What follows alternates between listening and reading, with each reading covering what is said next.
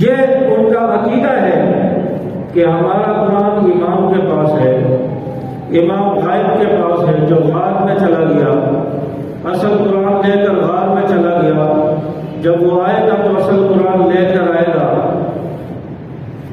تو اصل قرآن تو امام کے پاس ہے، جو اب لے کر آ رہے ہیں، جو برٹش لائبریری میں گیا ہے، جو تصدیق ہونے کے لیے گیا ہے، 4 نسخوں والا قرآن مل گیا ہے، یہ کون سا قرآن ہے؟ اگر یہ اصلی ہے تو پھر وہ غار والا کیا ہے؟ اگر غار والا اصلی ہے تو پھر یہ کیا ہے؟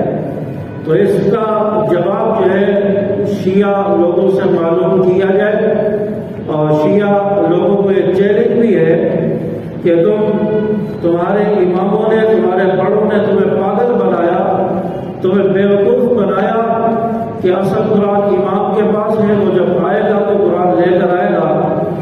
تو اب جو آ گیا ہے جس کا تم نے اعلان کیا ہے، یہ کون سا قرآن ہے؟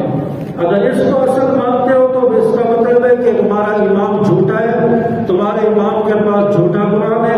اگر اس کو سچا مانتے ہو تو تمہارے جو تمہارا عقیدہ ہے یا تمہارا اعلان ہے کہ ہم لے کر آ رہے ہیں، یہ جھوٹا ہے، تم اپنے مذہب کے نزدیک بھی جھوٹے